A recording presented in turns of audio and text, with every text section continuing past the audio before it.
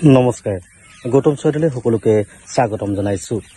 আজি ঠিক যোগাত্মক বাৰ্তা নহয়, এটি খবৰ, যিটো খবৰে সমগ্ৰ ৰাজ্যজুৰি আচলতে শোকৰ ছাঁ পৰিছে। এহাল দম্পতীহালৰ মৃত্যুৰ খবৰে সকলোকে অন্তৰ চুই গৈছে। আপোনালোকক মই কেইগৰাকীমান ফটো দেখুৱাম। ফটোকেইবোৰ পিছতে মই এই কাহিনীটো মই আৰম্ভ কৰিম। আহক প্ৰথমে ফটোকেইবোৰ চাই লওক। আচলতে দম্পতীহালনো কোন আছিল, কিয় মৃত্যু সাৱটি ল'ব লগা হ'ল।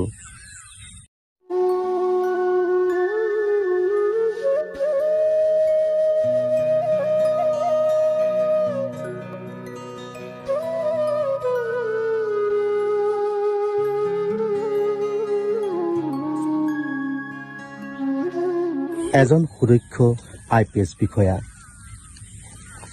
শিলাদিত্য চেতিয়া, আনফালে তেওঁৰ পত্নী আগমনী বৰবৰুৱা। পত্নী জটিল ৰোগত আক্ৰান্ত হৈ আছিল আৰু পত্নীৰ লগত একেলগতেই শিলাদিত্য চেতিয়াই যথেষ্ট কষ্ট কৰিছিল পত্নীক ভাল কৰিবৰ বাবে। চিকিৎসালয়ত একেলগে দুয়ো আছিল, কিন্তু হঠাতে কালি সেই শিলাদিত্য চেতিয়াক এৰি থৈ তেওঁৰ প্ৰেমিক তথা পত্নী আগমনী বৰুৱাই শেষ নিশ্বাস ত্যাগ কৰিলে। ইয়াৰ পিছতে ঘটিল অতি দুখ লগা হৃদয় বিদাৰক ঘটনাটি। পত্নী ঢুকুৱাৰ প্ৰায় 20 মিনিটৰ পাছতেই আমি যি তথ্য লাভ কৰিছো, স্বামীয়ে সকলোকে বাহিৰলৈ ওলাবলৈ কৈ, চিকিৎসালয় কৰ্তৃপক্ষক বাহিৰলৈ ওলাবলৈ কৈ, তেওঁ পত্নীৰ আত্মাৰ বাবে প্ৰাৰ্থনা কৰিম বুলি কৈ তেওঁৰ যি ৰিভলভাৰ, যি পিষ্টলেৰে গুলীয়াই তেওঁ আত্মহত্যা কৰিলে। যি ঘটনাই সকলো শ্ৰেণীকেই অন্তৰ চুই গৈছে, মৰ্মাহত হৈ পৰিছে। আচলতে এগৰাকী পত্নী চিকিৎসা কোনো ক্ৰুটি কৰা নাছিল। সেই পত্নীগৰাকীৰ সুস্বাস্থ্যৰ বাবে, চিকিৎসা কৰি ভাল কৰিবৰ বাবে স্বামী সুদক্ষ IPS বিষয়াই কোনো কাৰণতে কমি কৰা নাছিল। কিন্তু পত্নীৰ মৃত্যুৰ পিছতেই এনে ঘটনা সংঘটিত কৰাৰ পিছত সঁচাকৈ ৰাজ্যজুৰি সকলোতে শোকৰ ছাঁ পৰিছে। চাওকচোন, প্ৰেমৰ কি এক নিদৰ্শন। তেওঁ মৃত্যুক সাৱটি লৈছে পত্নী মৃত্যু হোৱাৰ প্ৰায় 20 মিনিটৰ পাছতেই। কেনেদৰে এগৰাকী পত্নীক এজন স্বামীয়ে ভাল পালে এনে ঘটনা সংঘটিত কৰিব পাৰে। আৰু আমাৰ মানুহে কয় এইখন অসমত প্ৰেম বোলা বস্তুটো নাইকিয়া হৈ পৰিছে। নহয়, আছে।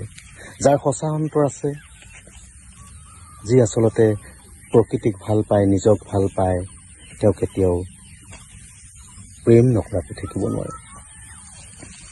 গতিকেলৈ এইজন IPS বিষয়াই প্ৰেমৰ নিদৰ্শন যেন দাঙি থৈ গ'ল। পত্নীৰ মৃত্যুৰ পিছতেই তেওঁ ইমানেই মনত কষ্ট পালে, তেওঁ নিজকেই নিশেষ কৰি পেলালে। চাওকচোন, আমি সৰু সৰু কথাতে আমি কাজিয়া লাগো, সৰু সৰু কথাতে আমি ইজনে সিজনৰ পৰা আঁতৰি থকাৰ প্ৰচেষ্টা চলাওঁ। এইজন সুদক্ষ IPS বিষয়াই হয়তো পত্নীৰ মৃত্যুৰ পিছত তেওঁ কৰিব নোৱাৰিলেহেঁতেন কি? তেওঁৰ হাতত কি নাছিল? ধন বল, তেওঁৰ যি ষ্টেটাছ, সামাজিক ষ্টেটাছ কিমান ওপৰত আছিল এজন IPS বিষয়া। কিন্তু সেইখিনি কথা তেওঁ নাভাবিলে। তেওঁৰ যি প্ৰেম, তেওঁৰ যি পত্নীক ভাল পোৱাৰ নিদৰ্শন সাংঘাতিকভাৱে দেখুৱাই থৈ গুচি গ'ল। আমাৰ মাজৰ পৰা আঁতৰি গ'ল শিলাদিত্য চেতিয়া। চাওকচোন, ইমান ভাল পাইছিল তেওঁ পত্নীক।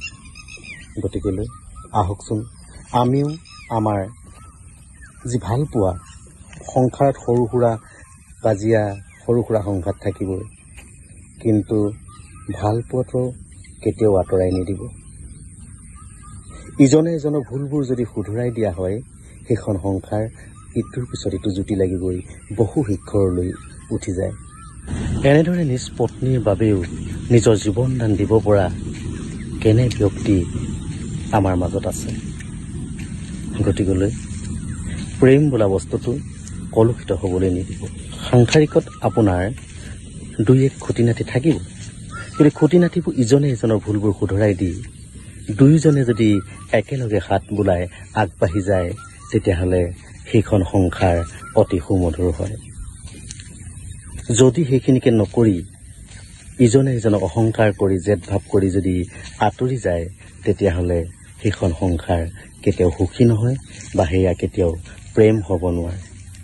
গতিকে আহক আজিৰ ভিডিঅ'টোৰ জৰিয়তে আমি তেখেতলোকৰ আত্মাৰ সৎগতিৰ কামনা কৰিছোঁ, লগতে আমি যেন আজিৰ পৰা অন্তত আৰম্ভ কৰোঁ সাংসাৰিক জীৱনবোৰ সুখেৰে থাকিবলৈ, সৰু সুৰা খুটি নাতিবোৰ এৰা ধৰা কৰি ইজনে সিজনৰ হাতত ধৰি কোনোবা এজন যদি দুৰ্বল হৈ যায় ইজনে হাতত ধৰিব, ইজন দুৰ্বল হৈ গ'লে ইজনে হাতত ধৰি আগবাঢ়ি যাওঁ, দেখিব আমাৰো প্ৰেম যুগমীয়া হৈ উঠিব। গতিকে আজি এই ভিডিঅ'টো ইমানতে সামৰণি মাৰিছোঁ। মুঠৰ ওপৰত এই প্ৰাসংগিকটো এইটো কাৰণে আনিলোঁ, আজি ৰাজ্যজুৰি আচলতে যোৱাকালিৰ পৰা ছ'চিয়েল মিডিয়াত ভাইৰেল হৈ পৰিছে সেই যি কাহিনী, হৃদয় বিদাৰক কাহিনী, এই হৃদয় বিদাৰক কাহিনীটোৰ পৰা আঁত ধৰি আজিৰ ভিডিঅ'টো এনেদৰেই সামৰণি মাৰিছোঁ। ধন্যবাদ। যদি আৰু মোৰ এই নতুন নতুন ভিডিঅ'সমূহ আপোনালোকে পাই থাকিবলৈ হয় তেতিয়াহ'লে মোৰ এই পেজটো ফ'ল' কৰি দিব, লাইক কমেণ্ট শ্বেয়াৰ কৰিবলৈ নাপাহৰিব। Bye bye.